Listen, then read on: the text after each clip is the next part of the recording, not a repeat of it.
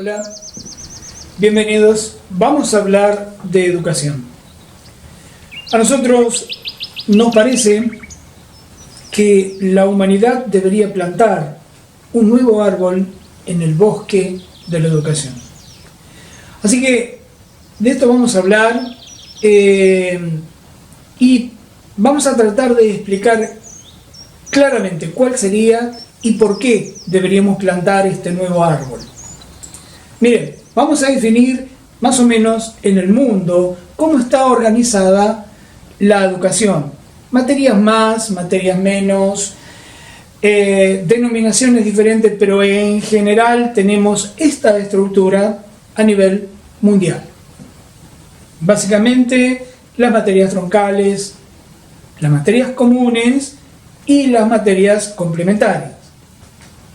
Las materias troncales, generalmente por su importancia, son observadas por las autoridades nacionales en general, mientras que las otras materias son reguladas en general por los estados provinciales, ¿sí? Y de esta manera tenemos las materias troncales, que son matemáticas y práctica del lenguaje, las materias comunes, historia, geografía, naturales, y las materias complementarias, que son un poco la característica de cada escuela, por ejemplo, música, plástica, teatro, idiomas, etc.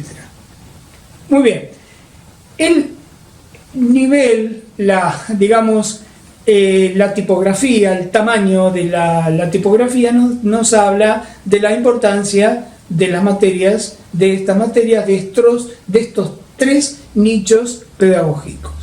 Ahora, nosotros venimos a proponer un nuevo nicho pedagógico. Esto tiene que ver con una urgente necesidad de la humanidad. A ver, la comida, una de las cosas más comunes que hacen a la vida de los hombres, ha sido siempre importante. Ahora, en este momento puntual de la historia, por diferentes razones, que sería muy largo de explicar, la alimentación es fundamental, es importantísima. Lo fue siempre, pero en este momento de forma superlativa. Porque en este momento tenemos los dos extremos, o una enorme accesibilidad a los alimentos, y esto tiene su problemática, o una enorme carencia de alimentos, y esto también tiene su problemática.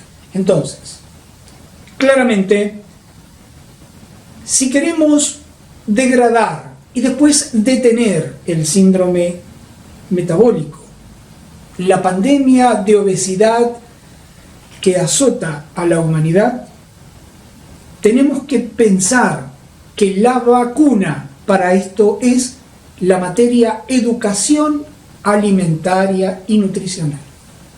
Y claramente la educación alimentaria y nutricional está en el orden del nuevo nicho, del nuevo árbol que proponemos plantar en el bosque de la educación, y se llaman materias vitales. Por el momento pensamos que la educación alimentaria y nutricional es una materia vital, ¿sí? Y probablemente en el futuro, con el devenir de la historia, sea necesario, porque aparecen o porque acceden a ese lugar, otras materias que también podrían ser claramente materias vitales. Definimos las materias vitales, son aquellas que por su trascendente importancia en la vida de las personas sugieren la conveniencia del tutelado legal nacional. Es decir, ser impulsadas por una ley que las establece, que las ordena en el territorio de cada nación, con un 20% de contenidos federales, en el caso de la educación alimentaria y nutricional. 20% en contenidos comunes, generales para todos, federales.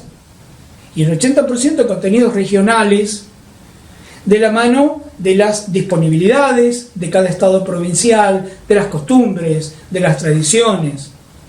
Todo esto llevado adelante a través de la autoridad natural, ¿sí? Que en el caso de la República Argentina, por ejemplo, son las asociaciones y los colegios de nutricionistas. Nos queda entonces armado el cuadro de esta manera: materias vitales, troncales, comunes, complementarias. Y acá es interesante destacar que claramente en algunos países todo esto está atravesado por materias que tienen que ver con lo humanístico, con lo dogmático.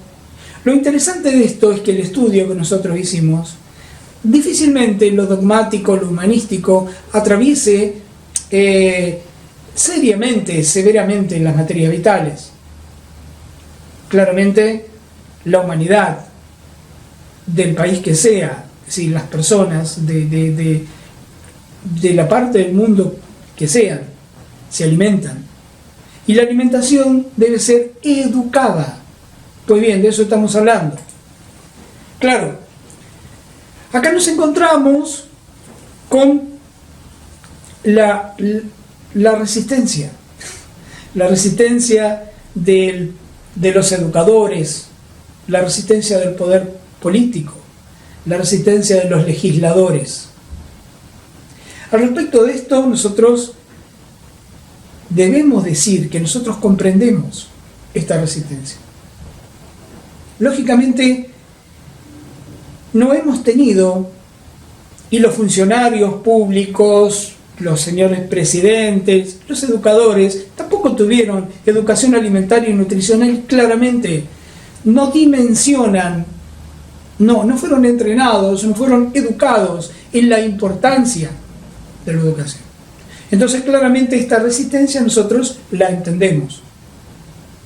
La entendemos en el mismo orden en que decimos que si hubiésemos tenido educación alimentaria y nutricional en el momento oportuno, nosotros en este momento pesaríamos 16 kilos menos en general, promedio. Yo les invito a pensar qué pasaría con la humanidad si en este momento las personas pesáramos 16 kilos menos en general. ¿Cuántas patologías no tendrían vigencia? ¿Cuánta productividad tendrían los países? Porque claramente ahora las personas, por el avance de la ciencia, por el entrenamiento que es cada vez mejor de los médicos, por la farmacología, las personas llegamos a los 100 años de vida. Esto es una realidad. Pero, ¿en qué condiciones llegamos?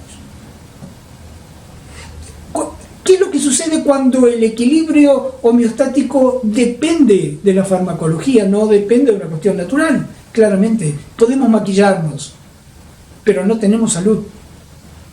Sí tenemos vida, pero no tenemos dignidad. Por esta razón es que es tan importante este nuevo nicho. Las materias vitales y en particular la única materia que hay por ahora en este nicho, la educación alimentaria y nutricional.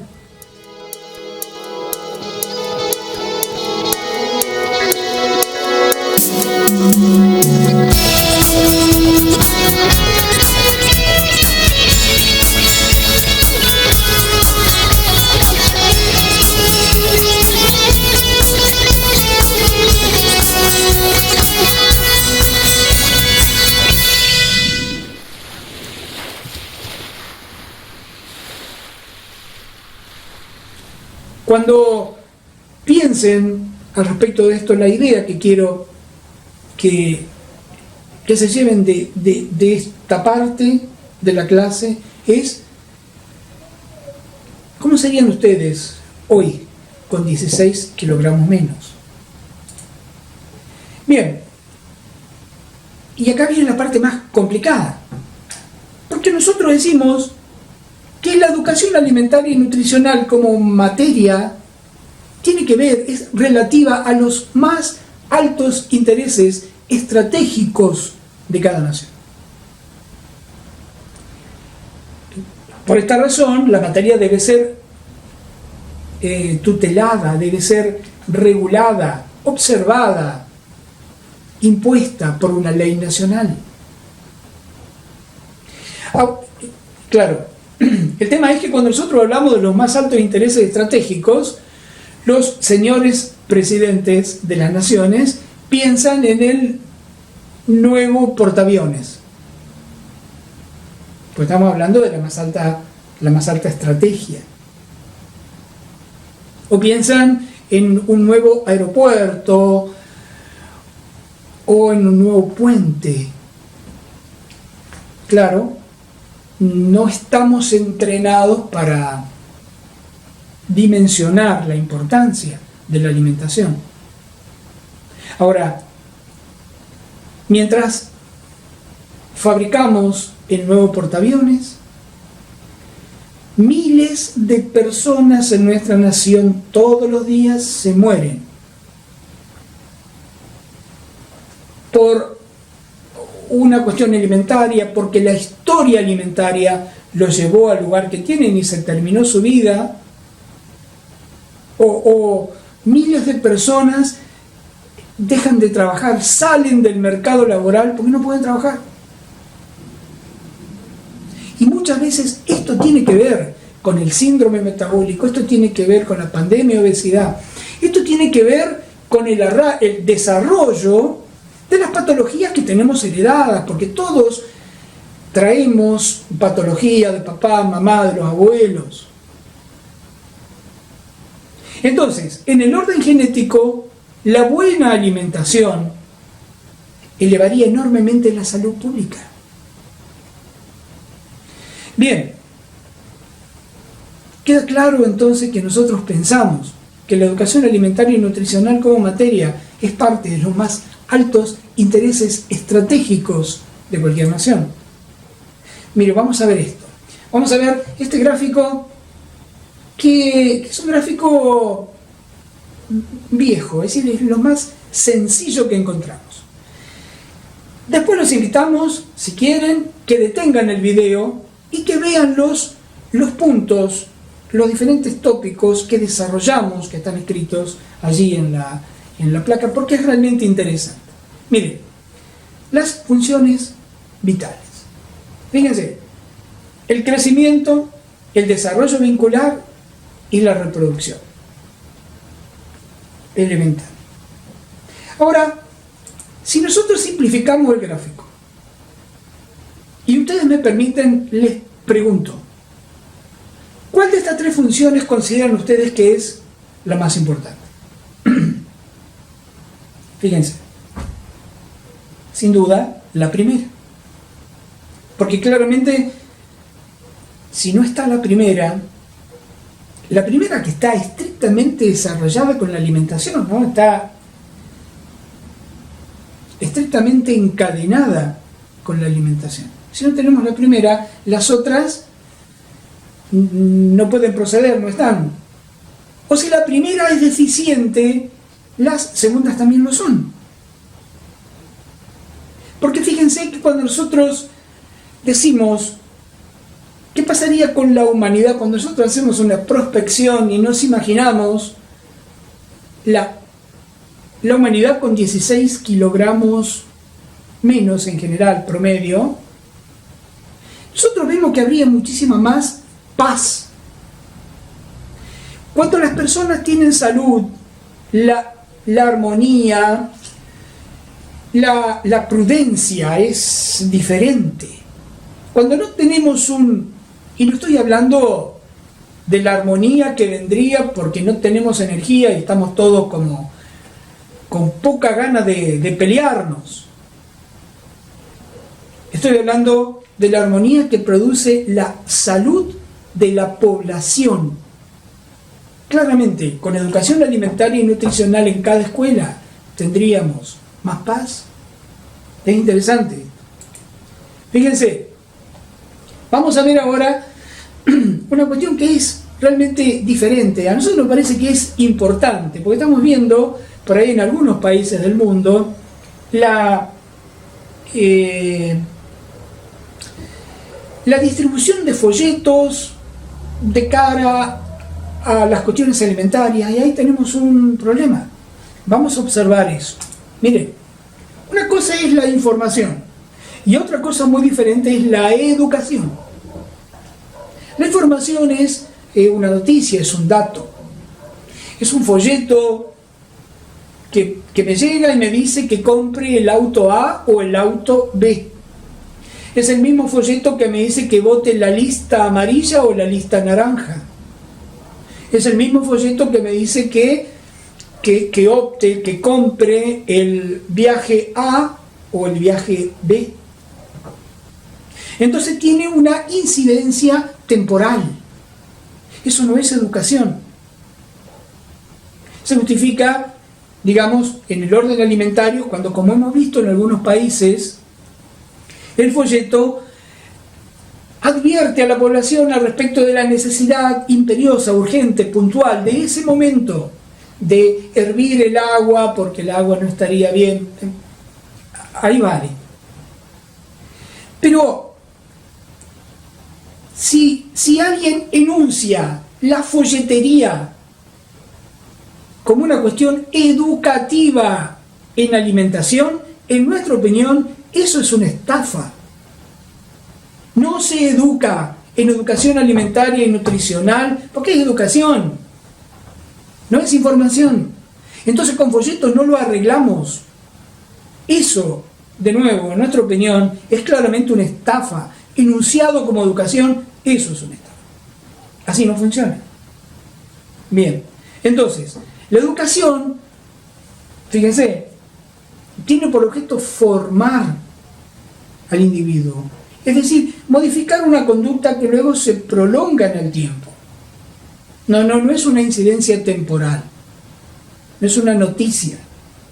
Es educación. Entonces, cuidado, vean que con folletería no se educa en educación alimentaria y nutricional. A ver, las personas somos adictas a los seres humanos, nos gusta la costumbre, la rutina, sobre todo con alimentos que en un punto son placenteros, son necesarios claramente, pero también son placenteros. La cuestión alimentaria metida en lo social, cuando vamos a firmar un contrato tenemos que comer algo. Cuando vamos a hablar y vamos a comer algo, después de esta clase, por irme junto con amigos a comer algo. Sí, la alimentación no se puede cambiar, no puedo cambiar hábitos alimentarios con folletería. Necesito educación. Y la educación tiene que ser en las aulas. Y ahora vamos a demostrar que en las aulas tienen que estar las personas más idóneas para esto, que son las licenciadas en nutrición, las nutricionistas. No tengo nada contra las maestras ni nada por el estilo, pero esta es una materia vital y debe ser dictada por las personas más capacitadas. Como dice nuestro proyecto, por lo menos en los primeros 12 años de aplicación de la materia impulsada por una ley nacional,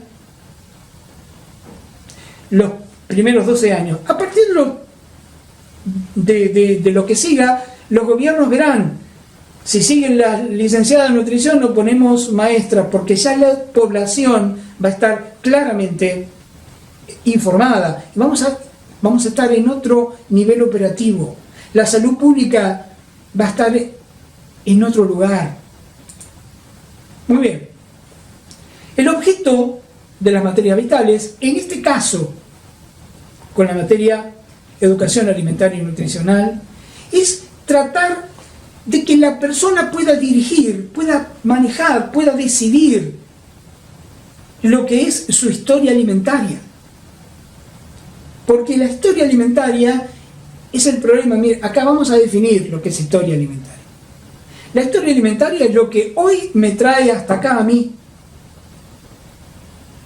Que yo no tuve educación alimentaria y nutricional cuando debería haberla tenido, no la tuve. Y entonces, claramente si lo hubiera tenido en este momento estaría mejor. Sería más operativo. Esta es la importancia de esta materia. Y de alguna manera, digamos, terminamos esta parte diciendo que tenemos que tener cuidado, porque además de los usos y las costumbres, todas las personas tenemos, digamos, pasamos, rozamos, andamos por ahí cerca de la bulimia nerviosa. No digo que todos tenemos, ni que somos potencialmente bulímicos nerviosos. Digo que de alguna manera, por esta cuestión del uso de la costumbre, de que celebramos comiendo, la bulimia nerviosa nos pasa cerca a todos. Cuidado con esto. Por esto necesitamos la educación alimentaria y nutricional.